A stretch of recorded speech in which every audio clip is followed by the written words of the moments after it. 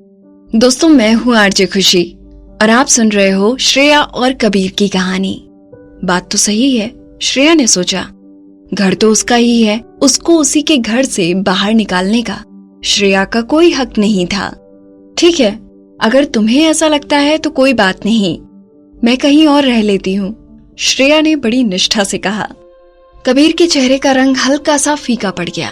उसने उसकी तरफ देखना बंद किया और एकदम से उसके हाथ में जो डॉक्यूमेंट्स थे उन्हें अलट पलट कर देखने लगा। अगर तुम ऐसा करती हो तो मेरे परिवार को पक्का शक हो जाएगा। उनको लगेगा कि हमारे रिश्ते में कुछ दिक्कतें हैं और हो सकता है उनको हमारी शादी के झूठे होने पर भी शक हो जाए। अगर हम लोग साथ में नहीं रहेंगे तो वो लोग जरूर बीच में पड़ेंगे और हमें वापस साथ रहने के लिए कहेंगे और हमें फिर साथ ही रहना पड़ेगा। तुम्हें नहीं लगता वो ज्यादा परेशानी वाली बात होगी? बात तो ये बिल्कुल सही कह रहा है, श्रेया ने सोचा। जाहिर है जितना कबीर ने इस सब के बारे में सोचा था उतना उसने नहीं सोचा था, लेकिन अगर वो और तरीके सोचने की कोशिश करता तो शायद उसको एक बेहतर बहाना मिल सकता था। मैं ये सब इसलिए कह रही हूँ क्योंकि मुझे डर है कि तुम्हारी गर्लफ्रेंड नाराज ना हो जाए। अगर तुम सारा टाइम मेरे साथ रहोगे तो उसको जरूर बुरा लगेगा। सोचो तुम्हारे रिश्ते पे इसका कितना ज्यादा असर पड़ेगा। बस बहुत हो गया। कबीर एकदम से खड़ा हो गया। उसके चेहरे के भाव देखकर थोड़ी देर के लिए श्रेया डर गई और कुछ देर कुछ बोल नहीं पाई। अपने हाथ में अपना फोल्डर लेकर वो वहां से चला गया। श्रेया के पास से गुजरते हुए उसने कहा, तुम मेरी पत्नी होने का रोल ढंग से निभाने पे ध्यान दो। मेरे और बाकी औरतों के बीच में क्या हो रहा है इससे तुम्हें कोई लेना देना नहीं। जब कबीर अपना सामान लेकर वहां से चला गया तो श्रेया ने खुद में ही बड़बड़ाते हुए कहा, सब मेरी गलती है, मुझे इनके मामले में दखल देना ही नहीं चाहिए। भलाई का तो जमाना ही नहीं है। मैं तो तुम्हारे लिए अच्छा ही सोच रही थी, लेकिन कोई बात नहीं, मैं अब तुम्हारे मामलों से दूर ही रहूंगी। थोड़ी देर बाद कबीर वापस गेस्ट रूम में आया। उसने अपना फोल्डर नीचे रखा और शांत होने के लिए मेज को पकड़ लिया। लेकिन जो कुछ भी थोड़ी देर पहले हुआ था उसके दिमाग में बार बार आ रहा था। जब वो गहरी सांसें ले रहा था तो उसका फोन बजा। स्क्रीन पर काव्या का नाम लिखा था। काव्या, क्या तुम्हें कुछ बात करनी है? हाँ कबीर, क्या तुम कुछ देर मेरे घर आ सकते हो? मैं अकेली हूँ और बोर हो रही हूँ और मुझे तुमसे कुछ बात भी करनी है। कबीर ने कहा, क्या हुआ? कुछ बहुत जरूरी बात है क्या? हाँ, मैं बहुत टाइम से तुम्हें ये बात कहना चाह रही थी। घर आओ, मुझे मिलकर ही बताना है। काव्या की आवाज और बातों से उसे ऐसा लग रहा था जैसे कोई उसे बहुत ही खास बात करनी है। कबीर को समझ नहीं आया कि ऐसी क्या बात है। काव्या के साथ इतने साल से होने की वजह से उसको ये तो पता चल गया था कि काव्या थोड़ी बिगड़ैल तो है। आखिर वो एक इतने अमीर घर की छोटी बेटी थी। उसको बचपन से ही बहुत लाड़ प्यार से पाला गया था। हालांकि वो ऊंचे दर्जे पर थी, उसके पास सब कुछ था, अच्छे संस्कार थे और काफी पढ़ी लिखी भी थी, लेकिन उसमें थोड़ा गुस्सा भी था। कबीर को लगता था कि ये नॉर्मल है, इसीलिए वो हमेशा उसके सामने हार मान लेता था। इसीलिए चाहे वो उससे कितनी ही जिद में या कितनी ही लापरवाही से बात करे, वो सब स्वीकार कर लेता था। कबीर बिना ज्यादा वक्त लिए उसके घर पहुंच गया। काव्या अकेली थी। उसके अपार्टमेंट में एक फेमिनिन खुशबू थी जो कबीर को हमेशा सहज महसूस कराती थी। जब कबीर अंदर आया तो उसने काव्या को लिविंग रूम में बैठे हुए देखा। उसको देखकर ऐसा लगता था कि वो बहुत दुखी है, जैसे वो मुरझाई हुई और अकेली हो। कबीर उसके पास गया और बोला, तुमने मुझे यहाँ क्यों बुलाया काव्या? क्या बात है? काव्या ने कबीर की तरफ देखा और धीमी आवाज में कहा, कबीर, मैं जानती हूँ तुम शादी के वक्त कुछ नहीं कर पाए और तुम्हारी मर्जी भी नहीं थी इस शादी में, लेकिन फिर भी मुझे थोड़ा बुरा लगता है। कबीर को बुरा लग रहा था और काव्या के एक्सप्रेशन देखकर उसका दिल पसीज गया। जब कबीर ने काव्या की तरफ देखा तो वो काफी असहाय और दयनीय लग रही थी। मैं जानती हूँ मुझे इससे दिक्कत नहीं होनी चाहिए और मुझे तुम्हें परेशान नहीं करना चाहिए, लेकिन जब भी मैं ये सोचती हूँ कि तुम्हारे आसपास कोई दूसरी लड़की है, मैं सहन नहीं कर पाती। कबीर ने उसकी तरफ देखा और दुखी होकर आह भरते हुए कहा, मैं समझता हूँ ये मेरी गलती है। मैं इस सब के लिए माफी मांगता हूँ Kavya. I am really sorry. मेरे पास सच में अपने परिवार की बात मानने के अलावा और कोई ऑप्शन नहीं था और कोई चारा नहीं था। मेरे दादाजी को तो तुम जानती ही हो, मैं कोई भी गलत कदम नहीं उठा सकता।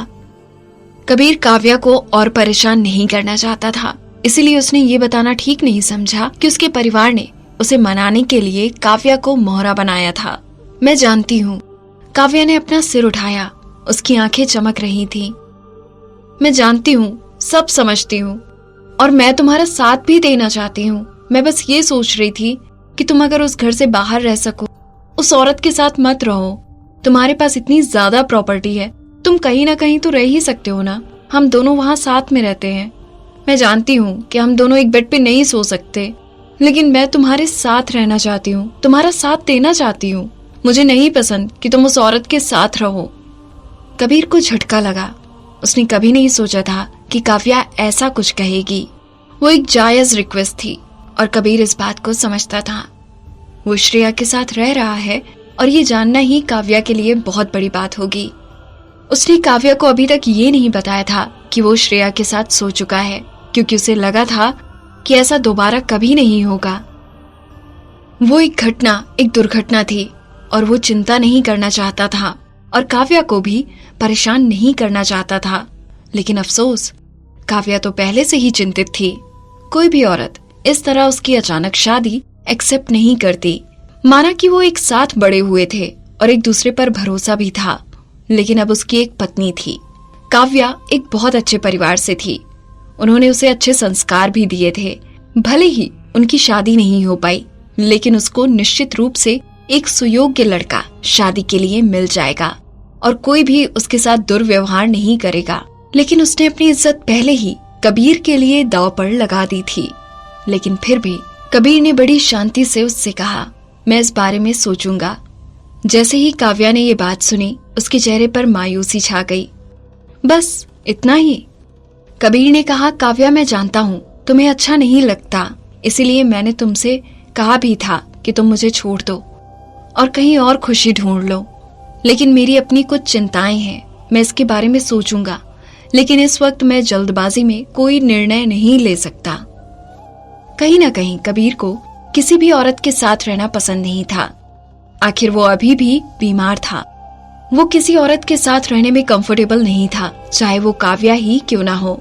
रही बात श्रेया के साथ रहने की, तो उसके पास और कोई चारा नहीं था। वो बहुत कोशिश कर रहा था उसके साथ एडजस्ट करने की, लेकिन असल में अगर उसके पास कोई चॉइस होती भी तो भी उसके काव्या के साथ रहने का कोई इरादा नहीं था। जब काव्या ने कबीर की आखिरी बात सुनी तो उसने जबरदस्ती मुस्कुराते हुए कहा, तुम्हें अपना वादा जरूर निभाना चाहिए। वापस जाते वक्त जब कबीर अपनी कार की पिछली सीट पर बैठा था तो वो दुखी होकर बाहर देख रहा था। काव्या इकलौती लड़की थी जिससे कबीर का करीबी रिश्ता था। उसने उसकी बीमारी के कितने ही लक्षण सिर्फ इसलिए क्योंकि वो लोग बहुत साल से एक दूसरे के साथ थे। वो कुछ भी नॉर्मल कपल्स की तरह नहीं कर सकते थे, न हाथ पकड़ना, न किस करना, क्योंकि जैसे ही काव्या उसके करीब आती थी उसके शरीर पर घाव होने लगते थे। लेकिन इस सब के बावजूद वो कबीर के साथ रही। कबीर के दिल को ये बात छू गई थी। इतने सालों से जब से वो साथ है, कबीर खुश है। बेशक वो उससे शादी करना चाहता था, लेकिन अचानक ही वो किसी दूसरी लड़की के साथ सो चुका था। जब कबीर अपने घर के अंदर घुसा तो उधर हवा में एक अलग ही खुशबू थी। रात होने ही वाली थी। इसका मतलब सभी नौकर तो बहुत पहले ही अपने कमरों में जा चुके थे। अगर ऐसा है तो मतलब घर पर सिर्फ श्रेया ही थी। जैसे ही वो किचन की तरफ मुड़ा, उसने श्रेया को बैठे हुए देखा। उसकी एक टांग दूसरी कुर्सी पर रखी थी और वो बड़े आराम से बैठी थी। उसकी टांगें लंबी और मुलायम थी और बहुत आकर्षक लग रही थी। उसने जीन्स और टैंक टॉप पहना था। उसके सामने एक बाउल रखा था जिसमें से वो खुशबू सारी हवा में फैल रही थी। जाहिर तौर पर वो खाना खा रही थी। इस कहानी में आगे क्या हुआ जानने के लिए सुनते रहिए मुझे यानी खुशी को।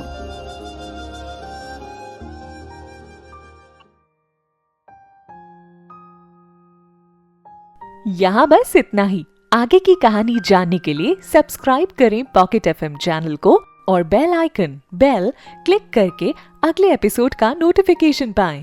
लेकिन आप सारे एपिसोड अभी सुनना चाहते हैं तो डाउनलोड करें हमारा pocket FM app. Link description में है, जहां आप पाएंगे इस शो के सारे एपिसोड्स और साथ ही इसके जैसे और भी बेहतरीन शोज, वो भी एकदम फ्री।